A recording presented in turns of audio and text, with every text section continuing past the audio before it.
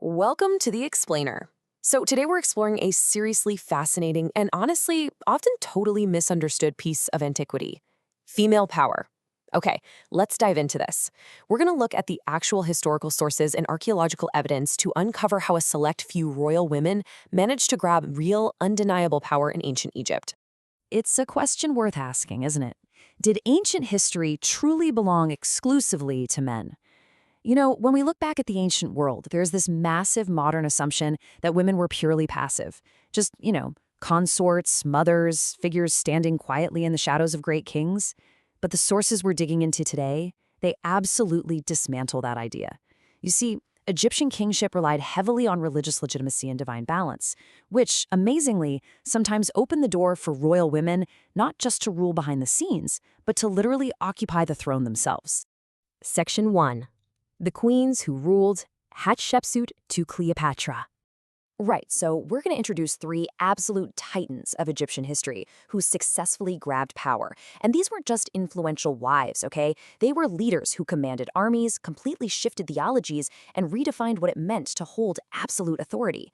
But to truly appreciate their impact, we need to ground ourselves chronologically. Notice the massive time gaps here, spanning well over a millennium, from Hatshepsut's reign starting around 1479 BC to Nefertiti's radical Amarna period, all the way down to Cleopatra's accession in 51 BC.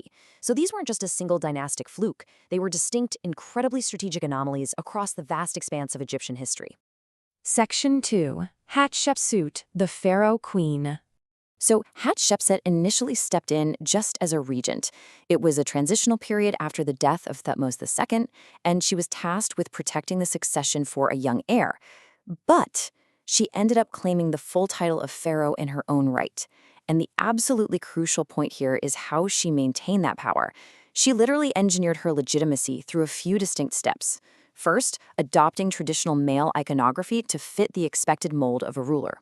Second, claiming divine birth from the god Amun, then launching massive architectural projects like those stunning colonnaded terraces at Deir el-Bahri, and finally, securing incredible state wealth via expeditions to Punt. It was a brilliant, multi-layered strategy of religion, architecture, and economics, a real masterclass in leadership. Section 3. Nefertiti, co-regent or goddess. All right, flash forward about a century after Hatshepsut, and Egypt undergoes a radical religious revolution under Pharaoh Akhenaten. And as Queen Nefertiti possessed a staggering level of authority. I mean, her very name tells a profound story. It translates to "the beautiful is beauty of Aten. The beautiful one has come." This directly integrated her into the new monotheistic religion worshipping the sun disk. She wasn't just a consort, she was a living, breathing representation of the god's qualities on earth. And if we contrast a standard royal wife with Nefertiti, the differences are, well, they're jarring. Traditional consorts were largely passive in official state depictions. Nefertiti, however, she was presented not only as the great wife of the king, but incredibly as the lady of the two lands and even a high priestess. The sources note she was described as great of kindness and united with joy, but she also held hardcore political titles that signaled she was practically an equal ruler. It inextricably linked her to the very core ideology of royal power. Section 4. Power and Stone, Nefertiti's Monuments. Now, we don't just have to rely on her titles. Her unprecedented power was literally carved into the stones of the new capital Akhetaten and the great temples of Karnak. What's really interesting about what we're looking at right here is this specific piece of pottery. It's a mold for the double cartouche of Queen Nefertiti, discovered at Tel El Amarna. Writing a name in a double cartouche, that is an incredibly rare rite that physically elevates her status from mere wife to a sovereign entity. It's a huge deal. And this relief brilliantly illustrates their visual equality. Look closely at their headwear here. She is wearing a massive, richly decorated hemhet crown. It's this complex piece with falcons and solar discs that, historically, was reserved strictly for the ruling king. Seeing a queen wearing it right next to her husband is an unbelievable departure from tradition. No way would a standard queen be shown like this. But it actually goes even further than ceremonial crowns. In various reliefs, artists depicted Nefertiti performing duties that were fiercely limited to the reigning pharaoh. She's depicted driving her own chariot.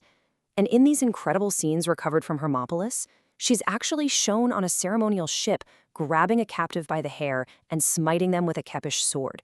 Smiting enemies to maintain divine order, or mot, was the absolute ultimate visual proof of pharaonic power. And here is Nefertiti doing exactly that. Her authority eventually crossed entirely into the realm of the sacred. This beautiful faience bead depicts a massive theological shift.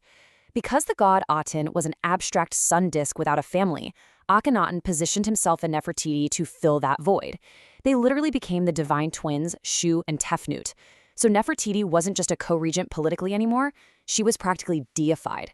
She was worshipped as a living goddess who was literally holding the universe together. Section 5. Cleopatra, the last pharaoh.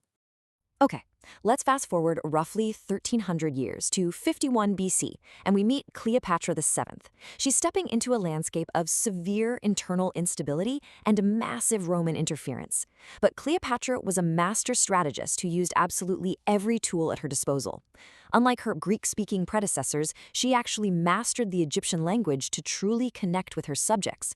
She identified herself directly with the mother goddess Isis to solidify her religious legitimacy. When civil war forced her into exile, she secured brilliant alliances with Julius Caesar and later Mark Antony. She essentially used language, religion, and the sheer power of Rome itself to fiercely maintain her grip on Egypt right up until her final defeat at the Battle of Actium. Section 6. The legacy of erasure.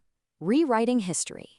Which brings us to the tragic, but honestly utterly fascinating aftermath of all this.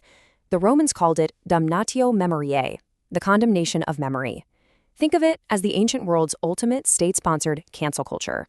Because these women successfully wielded power that the traditional system said belonged only to men, later, male rulers systematically attempted to erase them from the historical record. Thutmose III physically removed Hatshepsut's name from king lists and smashed her statues. Horemheb literally dismantled Nefertiti's temples in Karnak, deliberately burying the stone blocks showing her face upside down to sever her connection to the gods. And of course, Octavian executed Cleopatra's son Caesarion to extinguish any rival claim to power. They literally tried to restore the male default by rewriting history in stone and blood. Which leaves us with this final thought. Despite these monumental efforts of destruction, the memory of these queens survived. I mean, we found Hatshepsut's erased obelisks, we uncovered Nefertiti's upside-down stones, we recovered Cleopatra's coins. They could not be fully erased. But it begs a rather haunting question, doesn't it? If the absolute greatest female pharaohs of Egypt were almost lost to intentional destruction, what other powerful women has history successfully erased? Thanks so much for joining me on this explainer, and I'll see you next time.